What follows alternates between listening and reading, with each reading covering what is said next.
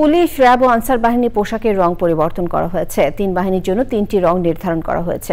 স্বরাষ্ট্র মন্ত্রণালয় আইন শৃঙ্খলা সংক্রান্ত উপদেষ্টা পরিষদ কমিটির সভায় এই সিদ্ধান্ত হয়েছে। এ নিয়ে জানতে রফিকুল বাশারের সাথে যোগাযোগ করছি। তিনি সচিবালয়ে অবস্থান করছেন। বাশার, বৈঠকে আর কি সিদ্ধান্ত হয়েছে আপনি জানতে পেরেছেন কি? আমাদেরকে জানাবেন।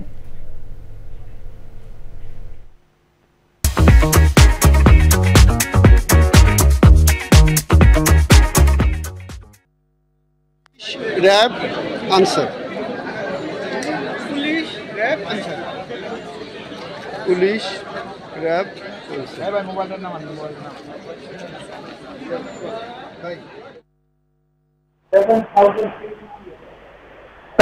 ধন্যবাদ রিতিতা। আপনি যেমনটি বলছিলেন যে পুলিশ, র্যাব এবং আনসারের পোশাক পরিবর্তন করা হয়েছে। আজকে আইন শৃঙ্খলা বাহিনীর আইন শৃঙ্খলা সংক্রান্ত উপদেষ্টা কমিটির বৈঠক ছিল। সেই বৈঠকে এই 3 বাহিনীর পোশাক পরিবর্তনের সিদ্ধান্ত হয়েছে এবং 3 বাহিনী কোন 3 রং ব্যবহার করবে তাদের পোশাকে সেটিও নির্ধারণ করা হয়েছে। সচিবালয়ে এই বৈঠকে 20টি রং পরিহিত পুলিশ এসেছিল, 20টি রঙের পোশাক পরিহিত।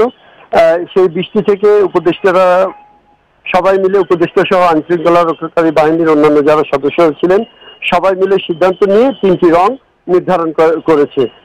পুলিশের জন্য যে রংটি নির্ধারণ করা হয়েছে সেটি পুলিশের জন্য যে রংটি নির্ধারণ করা হয়েছে সেটি হচ্ছে যে আপনার গমের মতো রং অনেকটা, এটি হচ্ছে আনসারের জন্য। আর হচ্ছে জলপাই রং করা হয়েছে র্যাবের জন্য। র্যাবের পোশাক কিন্তু কালো ছিল, এটি সম্পূর্ণ পরিবর্তন করা হয়েছে।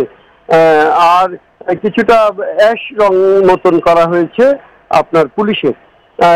আজকের বৈঠকে কিন্তু উপদেষ্টা বলেছেন যে এই শুধু পোশাক পরিবর্তন নয়, এই পোশাক পরিবর্তনের সাথে সাথে দুর্নীতিও কমাতে হবে। পুলিশের মনোবল বাড়ানোর জন্য যে পোশাক পরিবর্তন করা হলো, শুধু পোশাক পরিবর্তনে পুলিশের যে দায়িত্ব, জনবান্ধব যে দায়িত্ব সেটি হবে না।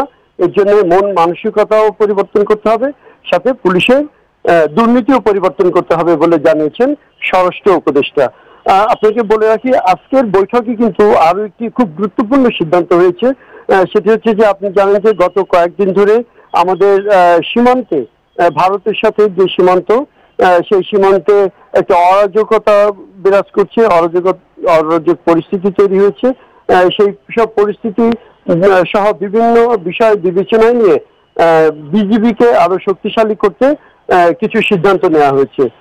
তার প্রথম সিদ্ধান্ত হচ্ছে যে বিজিবির কিছু অস্ত্রশস্ত্র, অর্থাৎ তাদেরকে সাউন্ড গ্রেনেড ব্যবহার এবং তাদেরকে আপনার কাঁদানে গ্যাস ব্যবহার করার অনুমতি দেওয়া হচ্ছে। একই সাথে এইসব সাউন্ড গ্রেনেড এবং কাঁদানে গ্যাস কিন্তু এখন পুলিশের নেই, এই ব্যতীত বিজিবির নেই। এই জন্য ধন্যবাদ আপনাকে।